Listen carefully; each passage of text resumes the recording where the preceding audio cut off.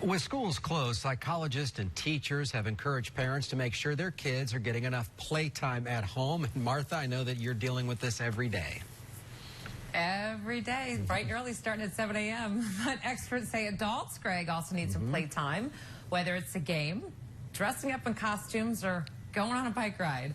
As Channel 9's Christian Brewy explains, it all helps to maintain our mental health during the pandemic and remain Central Florida strong.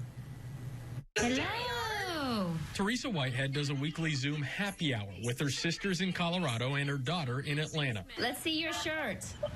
Okay, so can you see mine? No, dark. Snow White? That's awesome. The last 2 weeks, they've added a theme to the virtual meetups. This week, it was a shirt that shows off where you live, but last week, it was a bit more fancy.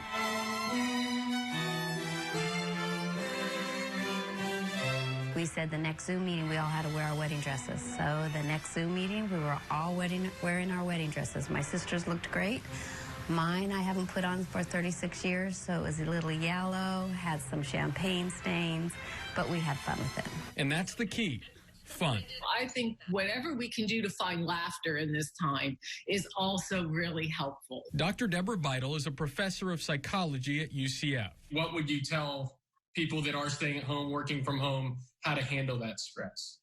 I think the best way is to really think about making sure that work does not take over your life. So I think it becomes more important for all of us to shut down the computer and make sure that we do something else to keep ourselves balanced. It doesn't have to be a Zoom happy hour. Some publications are encouraging adult playtime, and that can include a number of different activities. Exercise is a really good way to decrease stress.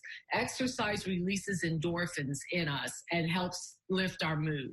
So it doesn't have to be sweaty exercise. It could even be things like yoga, going for a walk, riding a bike, things that just help us energize and move and sort of help lift our mood. Dr. Beidel is also the director of UCF Restores. Their focus is on the treatment of PTSD in veterans, first responders, and survivors of mass shootings. They've even worked with survivors from Pulse and Parkland. Is there a possibility that someone could have PTSD from what we're experiencing now?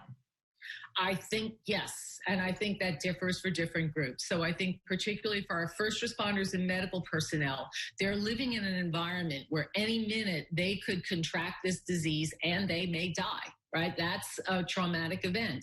The rest of us may also develop it, but I think at a much lower rate. So we have to think about it as that there are different emotions and psychological states that may come about as a result of this event. I think a lot of people who may be sheltering at home alone, the likelihood that they may develop depression is more likely than they will develop post-traumatic stress disorder.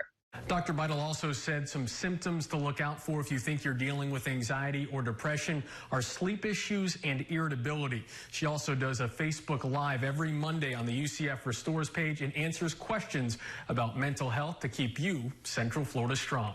In Orlando, I'm Christian Brewy. Back to you.